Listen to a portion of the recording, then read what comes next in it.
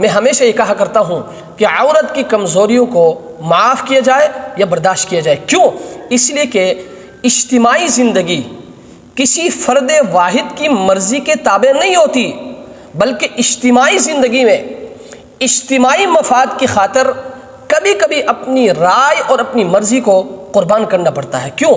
اس لیے کہ بسا اوقات ایسا ہوتا ہے کہ بیوی کی باتیں وہ شوہر کو پسند نہیں آتے اور شوہر کی باتیں وہ بیوی کو پسند نہیں آتے.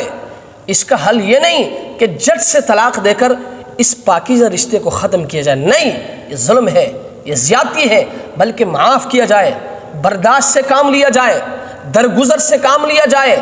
اور یاد رکھیں بسا اوقات ایسا ہوتا ہے کہ شوہر پر جذبات اور خواہشات کا غلبہ ہوتا ہے اور وہ اپنا صرف فوری فائدہ دیکھتا ہے اور دیکھ کر بیوی کی چھوٹی سی غلطی پر اس کو طلاق دے دیتا ہے.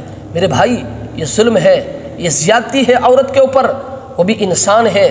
اور یاد رکھیں حضرت عبداللہ ابن عمر کی روایت ہے، آپ صلی اللہ علیہ وسلم نے فرمایا کہ حلال چیزوں میں اللہ تبارک و تعالیٰ کو سب سے زیادہ ناپسندیدہ چیز وہ طلاق ہے، وہ طلاق ہے.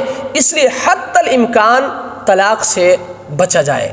اور یاد رکھیں میاں اور بیوی کا رشتہ یہ ایک خوبصورت رشتہ ہے، یہ ایک پاکیزہ رشتہ ہے. چھوٹی موٹی غلطی کی وجہ سے اس پاکیزہ اور خوبصورت رشتے کو ختم نہ کیا جائے، بلکہ برداشت کیا جائے، صبر سے کام لیا جائے، ایک دوسرے کو معاف کیا جائے. تب جا کر آپ کی زندگی بنے گی، آپ کی زندگی میں سکون ہوگی.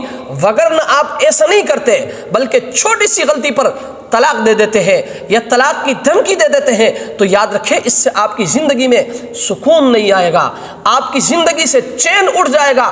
آپ ہمیشہ غمگین رہیں گے، آپ ہمیشہ پریشان رہیں گے، آپ ہمیشہ ٹینشن میں رہیں گے.